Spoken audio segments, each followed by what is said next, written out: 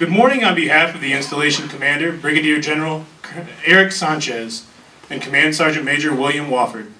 Welcome to White Sands Missile Range's Black History Month observance.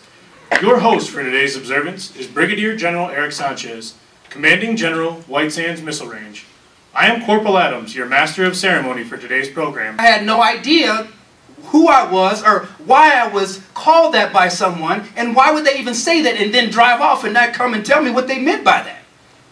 But as I got older and became a professor and I began to teach college classes, and I had the opportunity to be in front of everybody of different colors, and I would show films that would show the hatred and the stuff that was in our country and what we've overcome for minorities, I didn't have that, and I would not hold on to hate for people who did me wrong or did people wrong in my heritage.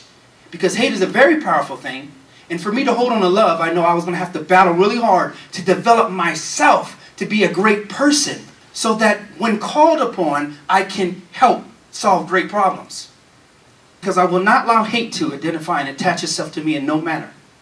Well, even when I was in the military still can be segregated. We go to work, we're forced to do something. But when you're forced to do something in your own private home, you can be just as racist as you want to be. And there's nothing that no one can do about it, as long as you don't impose that on someone else. So I hope I can dig even a little bit deeper.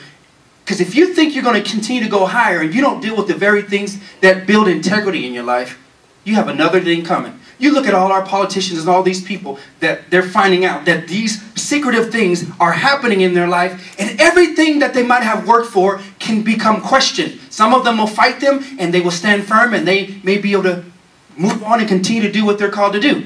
But you can't say that their legacy might not be tarnished over certain decisions that they made. A wise man told me it's good to learn from your own mistakes, Gene, but it's even wiser to learn from the mistakes of others. The last story, to tell you the truth, is I wanted to get out of the service because I was young and dumb. So I remember I left for 30 days, aka AWOL, because someone told me that if you get down for 30 days, then they'll just kick you out and you go back home. My recruiter lied to me. He said you'd be in San Diego, and they wanted to station me in Japan. So I was upset. Japan is not San Diego. So I remember when I came back from AWOL, they sent me to the captain of the ship. I thank God for that captain. He's probably dead today. He was old.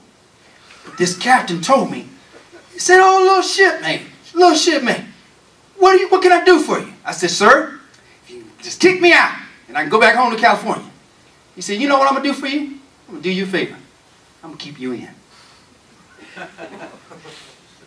That was the best thing he can do for me. 20-some years later, I still remember. I still remember him keeping me in and me learning to be responsible. If I signed something, be accountable for it. They sent me to the brig. I did 20 days in the brig. I had people yelling at me who loved me. They used to see me out, and then when they seen Gene in the brig, "Come here!" They had to yell at me and all of that. That broke me down. And I never again had an experience where I would run from responsibility again. So some of you probably need that situation sometimes in your life to where something wakes, excuse my French, it ain't even French, wakes the hell out of you. And then you make the change you need. Thank you for allowing me to be the speaker for today. Let's win the war, y'all.